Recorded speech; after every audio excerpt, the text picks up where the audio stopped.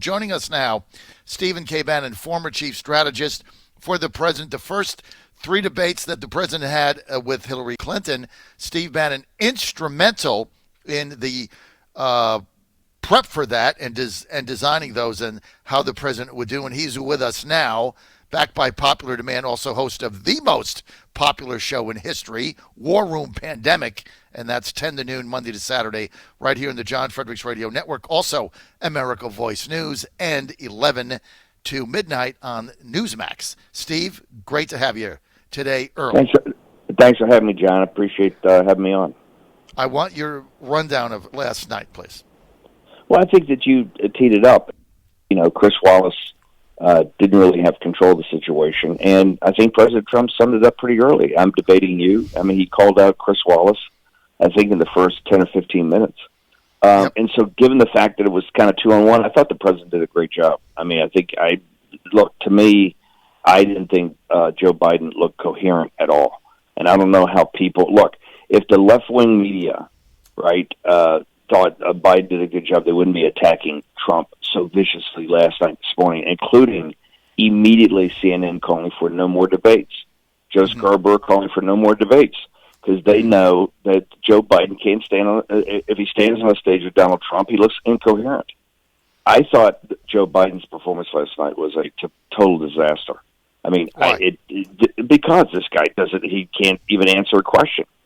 I didn't hear a coherent, they start the debate off with his two strongest pieces, healthcare and COVID response. This is supposed to be where Biden outpolls Trump demonstrably. And I didn't hear a coherent answer on his COVID plan. I thought that if the American people want to see differences in policy, Biden kind of basically said, we're going to stay shut down until the scientists tell Dr. Fauci. We're going to stay locked down until Dr. Fauci tells us we can come out. And President Trump laid out, I thought, a fairly compelling case about how we have to soldier through this, right? And open the economy and do it in a prudent way. So the things that are supposed to be on healthcare, I thought President Trump was fairly articulate about what the difference of his policies and what he's trying to do now and Joe Biden's. And I understand the left went crazy because Trump wouldn't back off of Biden. But I can tell you, I know a lot of very senior and serious Democratic people who were texting each other all last night about how stunned they were of how Joe Biden didn't look coherent, and particularly didn't look presidential. If you're telling me that that's the guy you want to put in a room across the table from Xi or Putin or Erdogan, I just don't think I don't see the American people doing that. So I think this pile-on about Trump. And look, the president was aggressive. He was not going to back off. I think he might have. The talking over was because Chris Wallace was a 2-on-1, right? And the president wasn't prepared to back down. Now, some of the shots that he was giving Biden when Biden was talking, maybe a few of those you shouldn't dial down and just let Biden talk. But right. I thought the president was aggressive. He wasn't going to back down. And you can't tell me sitting there that Joe Biden is with the program. I mean, he's clearly got the beginning of dementia. I think senior Democrats know this. He's got to be protected. He's got to be covered. If you had just had a moderator that rolled the ball out there and let him go at it, Biden wouldn't have gone the entire hour and a half. You would have had to call he would have gotten a standing 8 count. Okay? Chris Wallace had to come in and protect him. That's where Chris Wallace jumped in there. That is what frustrated me to no end. No, but I think that's great. But you're getting frustrated for the wrong. I think it's great. To me, I think it's great. That's why what did CNN come on very first thing? Jake Tapper and Wolf Blitzer literally comes on TV, the opening soundbite. This may be the last debate, because they were all talking internally beforehand and texting Democratic operatives and saying Biden can't stand this. We can't do another. We're going to have to come in here and say Trump is so rude, such a bully, so over the top that we don't want to hear him anymore. And Biden shouldn't. The Biden campaign had to come. It was the Biden campaign that had to come out and stop that. Mm-hmm. And here's what people got to understand: what happened. All those people talk to each other, and they're texting each other constantly in the group chats and these other things during the debate, sizing up. I actually did Showtime last night. It'll be on Sunday with John Howman, I like John. He's a very smart guy. He's a true Trump hater, right? And the reason I wanted to do it was we went back to Hofstra. We went back to where the first debate was, and we did a 4-hour. It'll be compressed down to a half-hour show or hour show, something like this. We did a pregame. We did a live. It was live to tape during the debate, and then it was afterwards. And to me, it was very obvious. If Chris Wallace had not jumped in there, and really, the debate was really between Trump and Wallace. Yes, exactly. President Trump said that in the first 7 minutes. He says, "Am I debating you?" And the answer was yes. But that's the point, and that's the point I think has got to be pushed, is that these guys, remember, the media's all talking to each other, nonstop in there. And I know senior Democratic people, they're sitting there going, "Oh, my God." First off, the twitch is and I don't say this to be cruel, but does Joe Biden have Tourette's? I mean, the faces, the weird laughs at the wrong time, the bizarre faces he's making when he's getting hammered. Show me where he represented on anything that was not just the most general happy talk. Here's the other thing. Joe Biden's plan was to come out and brace up Trump on policy because, he knows so much more than Trump does. His thing completely crashed. What I liked about Trump's correcting him on numbers. "No, Joe, you're wrong. It's not 100 million. No, Joe, you're wrong." Boom. Trump is coming back with granularity. Trump's coming back with detail. And Joe Biden waved off that. But go back and just watch Joe Biden's things. It was the happiest thing. It's not his family or my family. It's your family, right? These are standard tropes that he had on note cards. Did you see Trump have any cards up there? Did he have any notes? No. Biden's reading right off them, right? The guy cannot. And I was a Democrat. If I'm a Democrat, I said, "How did we end up with this guy? We could beat Trump. How did we end up with this guy?" So that's where they had to go immediately. National disaster, terrible. He's a bully, right? He's over the top. Well, the reason he had to push back, he had to bully, is that Chris Wallace was really the debate was between him and Chris Wallace. Right. Chris Wallace walked in as the cut man for Biden, and then pivoted, realized his fighter was punched out in the first 7 minutes, right? And it became between him. He should be concerned. However, I don't take that as bad. Right. And the reason I don't think it as bad is that he took on Chris Wallace and he took on Biden, and Biden was like the third wheel there. Joe Biden still cannot stand up to Donald Trump, and last night proved he can't stand up to him in policy. I still ask people, tell me what Joe Biden is supposed to be. The big difference here is supposed to be COVID-19, handling of COVID-19. I still like to know Joe Biden's policy on COVID-19. He had 15 minutes last night. Think God asked 3 or 4 questions. Still don't know. In fact, the most pathetic part of the thing is when he comes back to an answer that was very specific. Chris Wallace asked. He's wandering off in some other direction, and Chris Wallace has to bring him back. "Sir, I asked you about masks." Right? Remember that? Yes. Joe Biden has got the sundowners. He's like wandering around, looking for Jill. Right. So, look, my perspective on this was very different in that Chris Wallace had to jump in there. And I just know the Democrats were sitting there, no matter how they're spinning this, thinking, "Oh, my God." And here's the tell.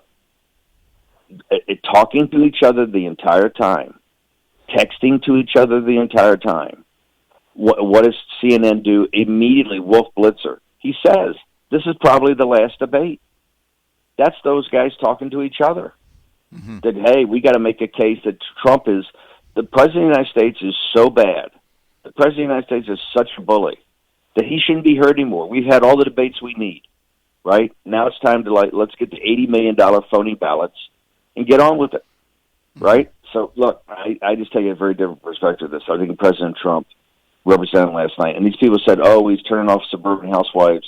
Look, if you're chasing the suburban housewife vote, I'm just not sure it's there, right? I think 18 showed you. I think what's there is Telemundo did a poll last night among Hispanic viewers, and Trump won 64 to 34-30 or something like 64-34. among Hispanic. This is Telemundo. No friend of Donald Trump's did a poll. So I think what Donald Trump did last night with Hispanic males and black males and other groups is proved that, hey, he's a leader. He's a strong guy. He's not going to back down, even if the quote unquote moderator, right, has to jump in and basically be the debate partner. To me, President Trump summed it up in the first 7 minutes. He goes, "Hey, am I debating you?" Yeah. Why did President Trump say that? Wallace is sitting there chopping up what he's saying. He's not being a moderator. It was unbelievable. It was unbelievable. But I think you take it as a bad thing. I take it as a good thing because it's a tell. The left understands. If you just roll the ball out there in the court between those two, Joe Biden can't take it. I still ask any Democrat, show me a coherent answer Joe Biden had on anything. And they say, he didn't have a single policy last night on anything. And what I was so upset about. And remember, he was supposed to be the guy that knows policy so much better than Trump. In fact, the whole thing they were leaking the entire time, he's going to come in aggressively and dominate on policy. And to me, Trump chopped him up. And look, I don't think health care is the president's wheelhouse. I just don't. He does a good job. It's not his wheelhouse. It's not like trade or China or law and order. It's not his wheelhouse. I thought Trump dominated him in the first segment, which is healthcare. Biden came out, but he was kind of incoherent, and he goes back to these just tropes. Oh, we're going to take care of you. We're going to take care of you, and then which they focus grouped right about low information voters. Then he goes to COVID-19. The second 15 minutes was, and this is once again where Biden polls so much better than Trump. And I just ask people to watch it. Please tell me what Joe Biden's policy difference is. I see Trump's. Hey, we got to open up the economy. We got to do it smart. I understand we got a pandemic, but the country's being destroyed economically. And Trump talked about second order and third order. And I didn't put him in those kind of terms, but he talked about second order and third order impacts of the virus, which to me a sophisticated response has to do. What did Joe Biden say? He didn't say anything.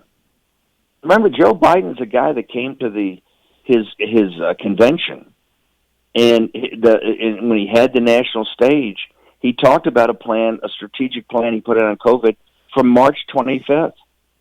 Well, look, if you're science-based, evidence-based, and database, we have a learning curve on this thing. And we've learned so much more about this and how to handle it and how to intervene and how comorbidities and minority communities and all these things we need to protect as you smartly reopen the economy, because the economy just can't stay totally locked down anymore. Trump gave a nuanced, powerful, and I thought smart answer, okay? Joe Biden babbled. And I would dare any Democrat to come forward and show me any clip in there, pull any clip, where Joe Biden was more than just an old guy babbling notes that they wrote down for him to say that, particularly look into the camera and tell the American people, Joe, when they're hammering you on the corruption of Hunter Biden, when they're hammering you on him being your total family being corrupt and you lying about your family taking money from China, and debate prop, Joe, when they catch you for lying, right, here's how you pivot away. Write this phrase down, Joe.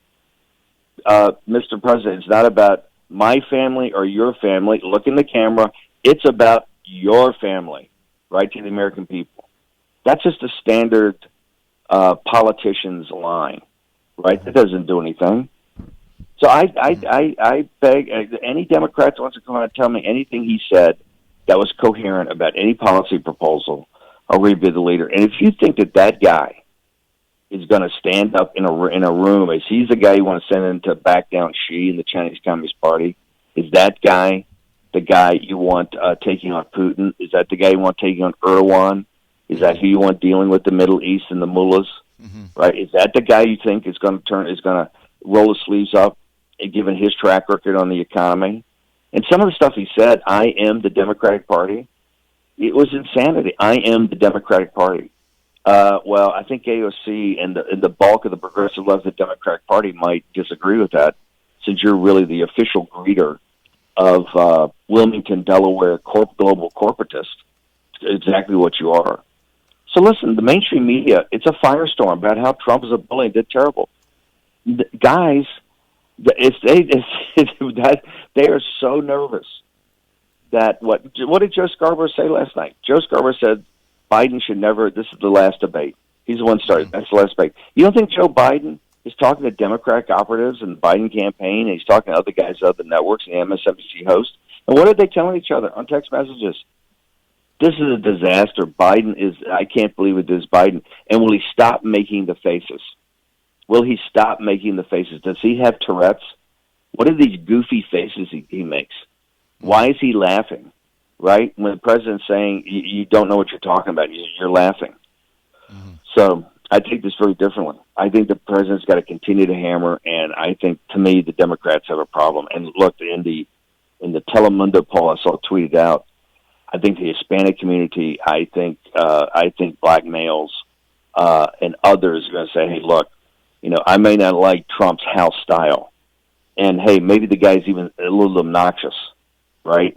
But we're in tough times, and I don't know where my paycheck's coming from in 3 weeks.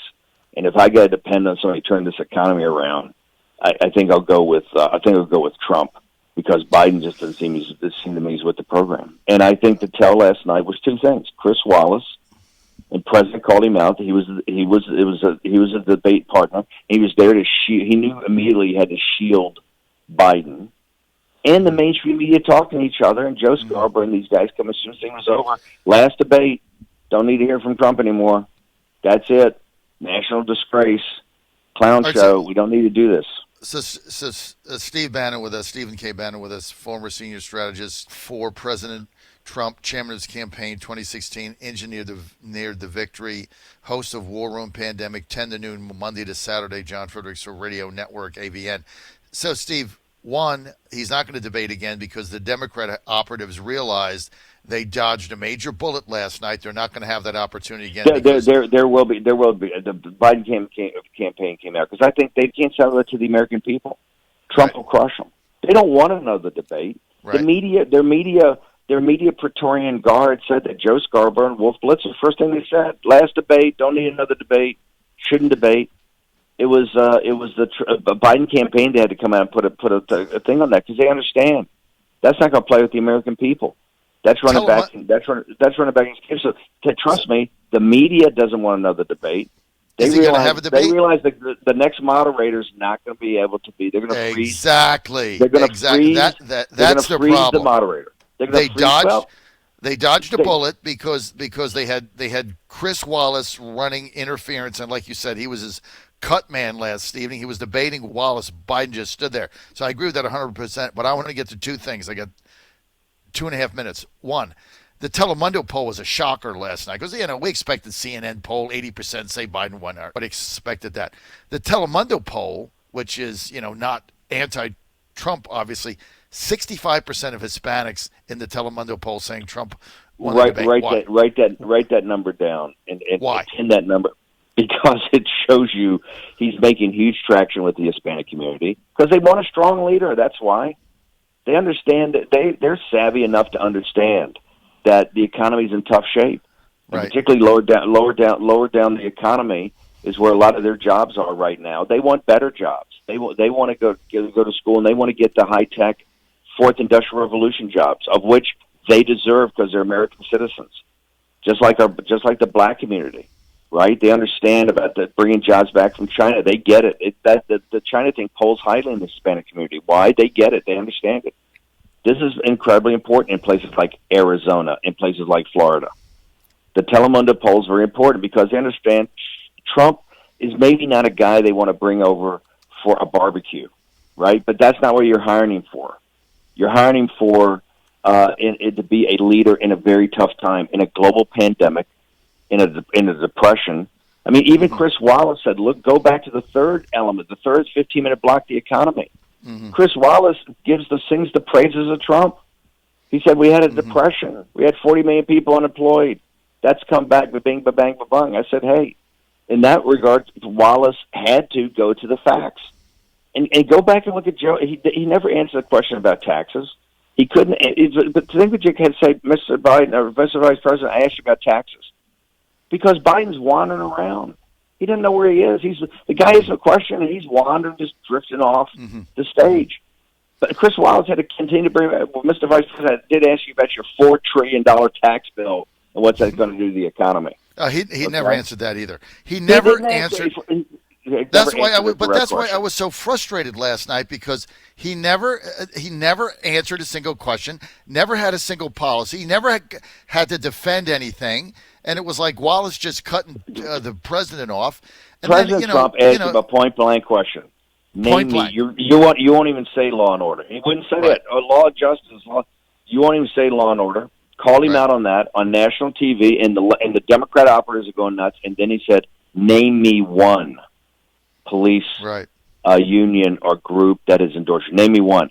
Zero. He comes back and name me one. Yeah, they think that's bullying, because he knows Chris Wallace is not going to play anything. He's got to do it. He's got to play moderator and debate partner against Biden. He's got to debate the moderator. He put this. Listen, folks. This is the way the system works. They're texting each other the entire time, saying it's a nightmare. Why do you think Joe Scarborough comes out and says no more debates? If they thought Trump looked bad on the debate stage, they said, "Oh, we ought to have 9 debates. We'll have a debate every other day." Right? Remember, they're the guys that wanted 3 debates. Trump was one time said, "I don't even know if I'm going to debate." Remember, it was Trump that was not going to debate. What did the Democrat, the guys pushing? Oh, we want a debate every other day, right? All of a sudden, after Biden gets punched out on national TV, no more debates. Well, Blitzer starts his coverage. No more. You've seen the last debate. Joe Scarborough said, under no circumstances should he be back on the debate stage. That's not because they think Joe Biden did a good job. Okay, and they know next time they're not going to have Chris Wallace. A lot of pushback last night from the so-called suburban women. Trump was a bully, rude, etc. That's going to hurt him. You made a comment earlier. I just want you to elaborate on. Hang with us, Kira. You said, it's really not about the suburban women now. It is what it is. Elaborate on that, Steve. If you're going to chase the suburban women vote, I just think, I looked at the numbers, I looked at the crosstabs, I looked at the focus groups. I'm just a practical guy. Go where you got a chance to get some votes. In the Hispanic community, Hispanic men, are digging you because they want a strong leader. I think there are a lot of votes down there. Black males, right? That platinum plan they put out last week. There's a lot of African-American males that say, hey, look, right? I like what he was doing with the economy before the pandemic, right? I want to get a better job. I want a high-tech job. I want a high-tech manufacturing job. I may not like this guy's style, right, totally, but I think he's a leader, and I think he's making the economy better for me and my family. That's where I think votes are. And I think they're votes in the Hispanic community, right? Look at the Telemundo poll. Just saying, right? So I think the CNN poll had a lot of suburban women in it. Right. Look, the campaign, maybe I'm not on the campaign. I'm out doing the Don't Steal 2020 because I think the campaign's doing a great job. And my point is, and they may see numbers I don't, but last night I think you see, and no offense, that guy up there is not going to back down, right? He's not going to back down. So the Karens of the world, the Mika's going to be in full meltdown today, right? She's going to be bleeding all over Trump's carpets again. So I just think it's a fool's errand. Go where you've got a chance to get some votes. Play to your strengths. I love that. You know what? What you ended with these two takes, the Telemundo poll, and, let's stop chasing the suburban women that are not going to vote for him because they hate his style and they hate his tweets. You're not getting those. You're not changing it. They're going to vote for Biden. They would have voted for Sanders, Kamala Harris, Pete. It didn't matter. They're not going to vote for us. They have a mantra: orange man bad. Okay, right, exactly. You're not going to reverse that. You may get onesies, twosies, but it's not. The votes are not there. So stop it. Okay, stop. All right, Stephen K. Bannon nailed it. By the way, we didn't totally chase that vote in 2016 either. That's where we went up to the upper Midwest and looked for working class Democrats, union members who own guns. Okay, who are members of the NRA. Right. Okay. So look, I think for the Trump people, just remember, if they hadn't had Wallace, that they would have had a standing 8 count on Biden in the first hour. Okay, so right. That's why Wallace jumped in there. So listen, Donald J. Trump he came on hard last night. I don't think he's going to back down on this thing. Just stand by. All right, Stephen K. Bannon, thank you for that analysis. Outstanding, as always. John Fredericks Radio Network. Sheriff Clark, who lives in Rufus's head 24/7, is next. Keep it right here.